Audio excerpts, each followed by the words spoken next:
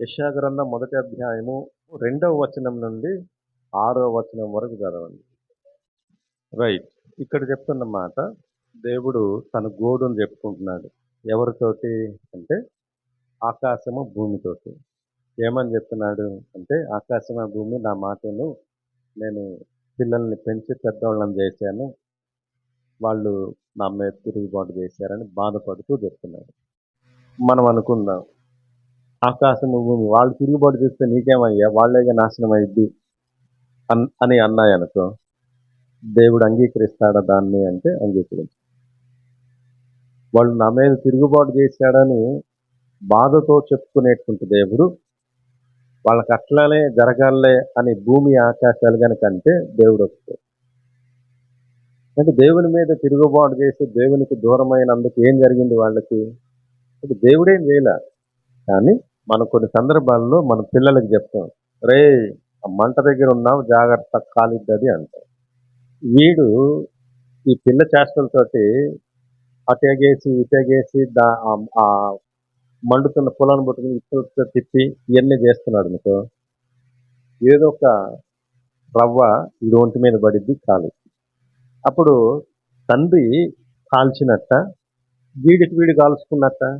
తండ్రి చెప్పాడు, జాగ్రత్త రే జాగ్రత్త అక్కడ ఉన్నావు కాలిద్ది అని చెప్పాడు. బైబిల్ అంతా ఇట్లానే జాగ్రత్త చెప్పిద్ది. దేవుడు ఇలాగే జాగ్రత్త చెప్తాడు. ఆదామవ్వలకు కూడా తినొద్దు అని చెప్పాడు, అంటే జాగ్రత్త చెప్పాడు. ఆ మాటకి లోబడితే ఆయనతో మనం ఉన్నట్లు. ఆ మాటకి లోబడితే ఆయనతో మనం ఉన్నట్లు. ఆయన ఎప్పుడంటే చెప్తాడులే, మనకి ఎంజాయ్ లేకుండా ఎట్లాగా అని మనం చేసామనుకో, జరగాల్సిన నష్టం జరగదు. అట్లాగనే యేసుప్రభు బాధపడుతూ, నా పిల్లలు నాకు దూరం అయ్యారు, నా మీద తిరుగుబాటు చేశారని బాధపడుతూ చెప్తున్నాడు.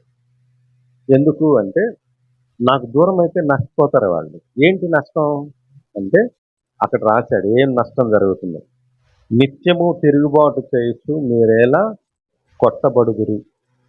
అంటే ఏదో నష్టం జరుగుతూ ఉంది వాళ్ళకి.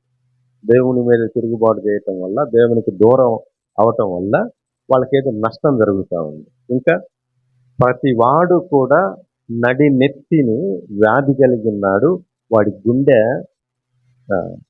చెప్పిన మాట వినకపోతే ఇంతేనే నాశనం అవుతుంది.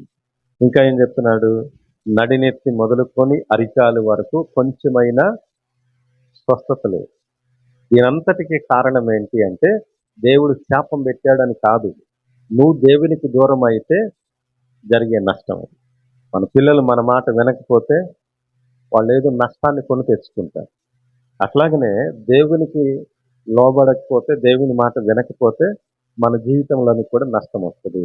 ఇక్కడ చెప్తున్న నష్టం ఏంటి? అనేక నష్టాలు వస్తాయి. ఇక్కడ చెప్తున్న నష్టం ఏంటి అంటే అనారోగ్యం పాలవుతారు. అందుకని దేవునికి దూరం అవ్వకూడదు. ఇది ఇక్కడ చెప్తున్నటువంటి మాట.